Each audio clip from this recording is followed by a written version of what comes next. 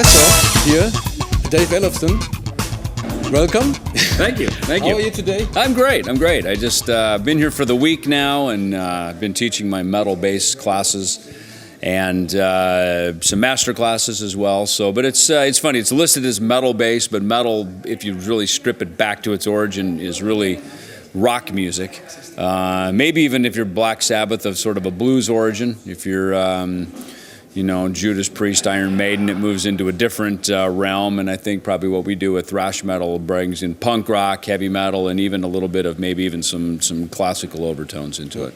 So it's your first time at the bass camp, is that correct? It is my first time here. And you're actually not a Warwick artist, you're Jackson, I think? Yes, exactly. I played Jackson. I started with Grover Jackson made my instruments for me back in I guess 1986, 87, something like that is when I started, and that company changed hands a few times, and then I played their stuff into the 90s, and then we did the Megadeth Rust in Peace 20th anniversary tour back in 2010, and I really wanted to replicate the look and sound and feel of it, so I got the Harkey amps back, the Jackson, and the Megadeth wristbands and stretch jeans, and we did the whole thing, So, and that brings us, to your current activity. You're still touring with Megadeth? Yes, yeah. We just finished a world tour. In fact, we were just over here in Germany. We played Wacken, 25th anniversary. That makes sense. Yeah. So we were just kind of over in Slovenia, so we were kind of over in these parts, Russia and whatnot. So we went around the world, and then I had a couple weeks off, and I came over here. I was looking forward to being here. Steve Bailey is a good friend of mine.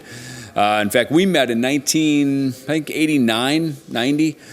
He was teaching at Musicians Institute in Hollywood, and he had just published some books on five-string, and I was just starting to get into five-string bass playing. And so I actually studied with him. I took a couple lessons. He came over to my apartment, and I was admiring, of course, he's got his fretless six-string, which was unworldly at that time, and then but he took a liking to my picking, because my plectrum style, and so we really formed a friendship and kind of a musical bond over admiration for each other's styles, which are so radically different. It's all kind of soft and the fretless thing, and I'm harsh and in your face with the pick. So it's funny, the two of us became good friends over that. Cool. But teaching is something you usually rarely do, or I've never grew up being a music teacher. I myself took lessons. I took organ lessons. I took up the tenor saxophone in elementary school, which I played up through my senior year in high school. But I picked up the bass guitar at age 11 after hearing rock and roll on the radio, but because I could read music, the Wurlitzer organ, strange instrument that it is, the treble clef, the bass clef on this hand, and then the bass clef on the pedal, so you're kind of like a drummer, But at least I had, right from the beginning, age 8 or 9, I had musical education.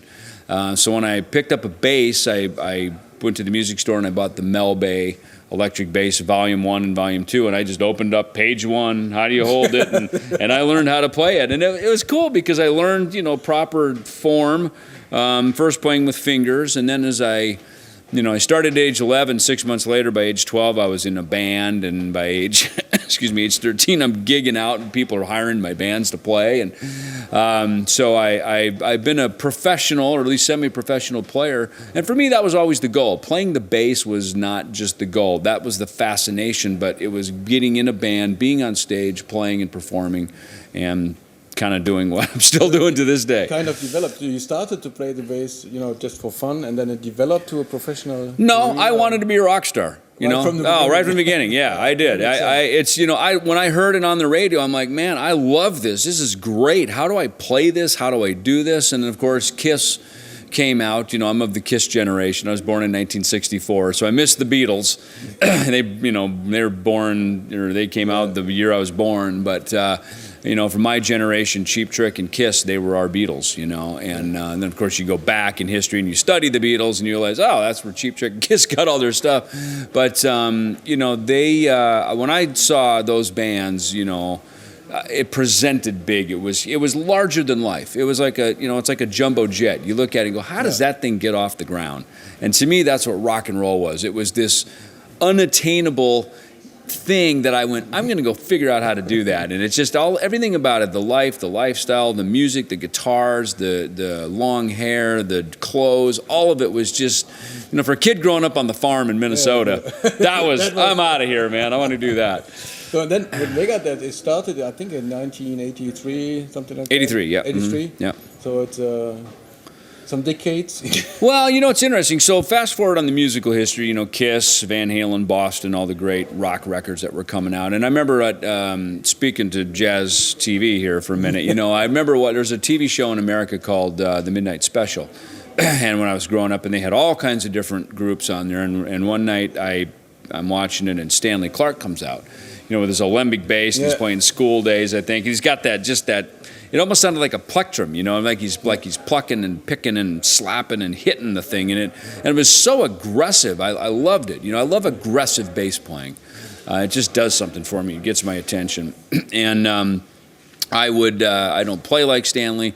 Of course, Jaco Pastorius would come along, and all of us try to play like him. And I realized that I'm never going to do that. Percy Jones from Brand X was another one who I just loved. Again, he was fretless, but it was aggressive. Yeah.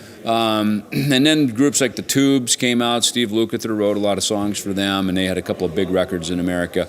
And again, very kind of pick, P bass, very aggressive bass playing that I really liked. And so I kind of brought Stanley's tone in, as we were forming Megadeth. It's kind of cool when you form a band. We weren't just forming a band, we were forming a genre. We were going where no other bands had been. And of course, Dave Mustaine with his time in Metallica, you can even hear how his impression changed that group, and gave them really probably a large part of their identity. I mean, they're their own band for sure, but he had a big part of the footprint of that group and that genre. So as we're starting Megadeth, he had a vision and a path, but we developed bass style. We basically created a new type of bass playing. And so lots of times people look at me and play with a pick, and it's like, well, here's why I do that, and I'll play a line. They're like, whoa, all right, yeah, I get it. It's a very unique thing. And of course, I had Stanley Clarke, and I listened to Geddy Lee and Steve Harris from Iron Maiden. So I had my influences. Bob Daisley, very melodic bass player, wrote Ozzy records. So your influences culminate and become part of who you are. But at some point, you take those things, and then you start to really develop your own voice, your own signature, and your own style. And the reason for this approach is also the reason for your first book that you wrote about for young musicians, about this approach to music. Making Music Your Business, a guide for young musicians. Well, what it was is we were in Phoenix finishing up the Euthanasia record that we had recorded there. And it's funny because we were in LA, and we were starting to go out and go around the world doing a promotion tour to set up the release of the record and then the world tour that would follow. So during the promotion tour and the concert tour for the next year, I sat on airplanes with my laptop and would write about everything that came up. And it was just kind of producers, promotion, publicity, royalties, managers, attorneys, all these different things, because at that time, there were no really music business courses. Yeah. And there's an attorney named Donald Passman who's got some great books out called Everything You Need to Know About the Music Business, and they're great. And mine was, meant to be from a musician to a musician. Simple, and just kind of saying, hey, man, this is how this thing really works. And, the goal was to try to pass something back to the future generations, so as they come up, hopefully they, they're a little hip to it and maybe avoid some of the pitfalls that I went through. Yeah. And I read that you also have a professional education in marketing. I did, I got a business degree. Because of a requirement from your musical career? Or? So in 2002, Megadeth came to an end, and I certainly wasn't ready to retire and had a lot of energy and stuff. And I realized, with a family that I may want to consider doing some other things besides just being a bass player. Because in Megadeth, I was a founder and an owner and, kind of shared in the whole thing. I realized, man, the chances of ever forming and having something like that ever happen twice. I mean, that's trying to capture lightning twice if they're, you know. So I said, you know, let me look at some other things. Maybe work at a record company. I don't know. And then all of a sudden I was just picking up the phone calling people, and I started doing this artist relations job for Peavey out of Mississippi. And I was already using Peavey amplifiers, so I knew a lot of their product line. And so I started doing artist relations is basically being kind of a liaison between the company and the professional musician and artist community, and hooking up sponsorships and marketing and advertising. And so it's the first time I'd ever written a resume was to give to the Peaveys, and I'd write it down, and I'm going, wow, all this like this is marketing, right? I mean, you know, marketing, music, Megadeth, David Ellefson, bass, whatever, right? I mean, it is a form, and I realized my whole life was marketing, you know? And of course it's artistic and writing and performing and that, but even performing, you're marketing. You're out, you're performing your song to sell a record, to sell a ticket, to sell a shirt. And that, or at least that's the business behind that. I think most of us musicians would probably go do it for free. Shh, don't ever tell anyone that, but we probably would do it for free because we just love doing it. But there is a business that comes around it. So I wrote the resume, started working for Peavey, and that's when it hit me. Go, you know what, I may as well go to school and get the qualification to check the box on the, you know, if I ever had to do a job interview again, I could say, have you been to college? Yes, I have, you know. And it was great learning it while I was actually working for Peavey, and because I was understanding, as we're studying Target and FedEx and Starbucks and these companies, I was like, wow, I know how this works now, you know. And it was kind of an insecure thing, traveling the world all those years as a musician, seeing the world, seeing all these cultures and religions and politics and people and just communities, you know, and I always felt a little insecure, like, how does this work, you know? But now, after going to school and having some practical experience with it, it's like I kind of know how these things work now, and it's a comforting thing. It's the same as, you know, playing the instrument. First, you need to learn some, you know, basic techniques, and then, you know, you understand it, and then you can build on it. Well, and that's a lot of what I think this camp here at Warwick is about too. Is you know, people come from with varying levels of experience, of knowledge, and even for me, I mean, these are, if you're going to go to a bass camp, these are the best teachers in the world. Yeah. I mean, Alfonso Johnson, Steve Bailey, Victor Wooden, you know, I know a little bit about heavy metal, you know, so, but it's like, there's just so I'm a student, you know, and these guys, I mean, these are really professionally, fully educated guys who, I mean, Alfonso Johnson, I grew up, you know, listening to him as a kid, you know, I mean, you know, you know, and now here I'm hanging out with him, and, you know, he's a teacher in LA at USC and whatnot, and you know, and really realizing, man, he put the time in to become educated at his music, at his craft, and become educated as a bass player, as a musician. And so I pay attention when I'm in the room with these guys, because these guys are talking a language I'm kind of familiar with, because I did study some jazz growing up. I played in jazz band. I had some, you know, early formal training and formal education. I did not go get the 4-year degree, but I've taken lessons, and I continue to study, and I continue to be both a fan and a student of the bass and of music. Yeah, cool. And so with Megadeth, what is coming next? You finished the tour, you just said. So we're just any plans for? We're working on a new album that we are pretty well down the road with the writing. It's nice. Probably I got to tell you, the first time, not maybe ever, but the first time, maybe since like the Cryptic Writings record we did in the late 90s, where we're off the road.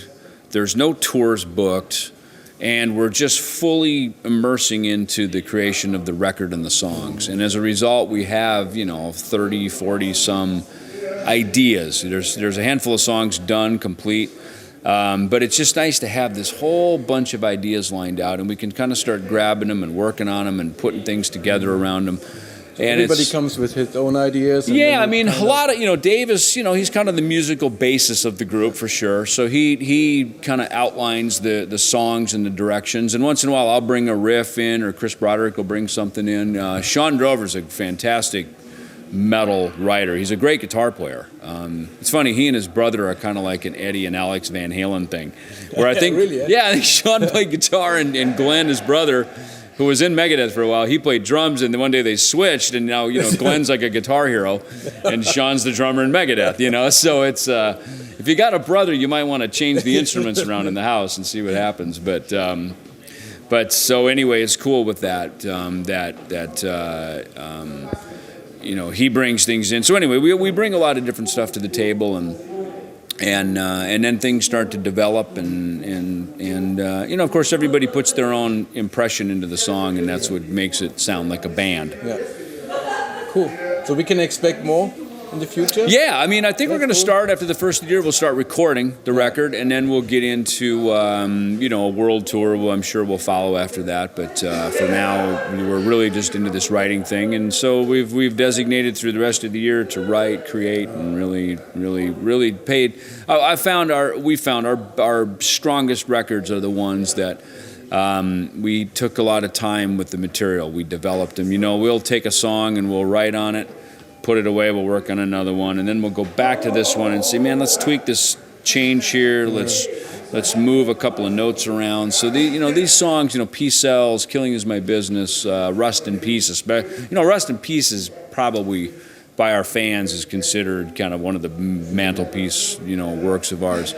And that record, that took a year and a half at least to write that record, you know, and that was every day, 5 days a week, in the band room, going over the parts, working on the songs, changing things, and it was very interactive. We were all in the room together, and that creates a different type of record than when you're just kind of emailing the parts around, you know. Yeah. Well, that's how it works nowadays, you know. Most of the people that you talk to, you know, I did my part here, send it to the other guy, and then it's going back and forward. And, you know, sometimes you can create something really great from it, but sometimes, you know, to be honest, sometimes you can hear it, you know, there's some emotions, or, you know, the live feeling is missing. You know, music is about connecting souls and spirits and humans and people together, you know, and that's why it works well live. It moves people live, and it seems like if you're in a room and the people in the room are digging it, the 80,000 people that you want, they're going to like it too. So yeah, to be just alone in a room liking it, well, I think it's good to have some perspective, you know, get an outside ear on it. And the next year, save 1 week. Save 1 week to come back here. This is great. I tell you what, I'll do this anytime I'm available and anytime I can. This has really been a great experience to be here, and I've done a lot of clinics. I've taught officially with my own shingle out as a teacher only for one period. Right before we recorded the Megadeth Countdown Cryptic Writings record, I took some lessons from a friend of mine, Ray Riendow, in Phoenix, who later played with Halford. Great player, fantastic, and a good educator, and really knows his stuff. So we started Autumn Leaves, page 1 of the, you know, of the real book, you know, and just went through just fundamentals of reading, writing, chord changes, soloing, and it was cool because I hadn't done that since jazz band, you know. So to really just go back and be a student again, and then I went to Nashville. We recorded the album. I came home and I thought, you know, I've never been a teacher ever. I've never taught, so I thought, you know, maybe this is my chance to just go out and do some teaching, which I did. And I did for like a month. I had a couple students, and, you know, or actually a couple months. And I realized teaching full-time is not really for me. I like to be out doing it and performing. But teaching as a part of the thing is cool. And it's what I've been doing here this week, teaching master classes and actually being an instructor for classes and stuff. And it's cool. And I think probably the older I get and the more experience I get, it's fun to sit down with someone as a one-on-one student and go through some things and to see them improve, you know. And you realize when you're teaching, you can't transmit something if you don't know it yourself. So in a lot of ways, teaching reinforces the things that you already know. And today you have another master class, or you're done? I'm all done. I just did my last master class today. Yeah, so now I'm just hanging out. You can enjoy all the hanging out. Players. Yeah, exactly. Go around and play some basses today. Cool. Thank you. You're welcome. It was great. Thanks. And we see you next year. Yeah, next year we'll be out. So cool. Thanks.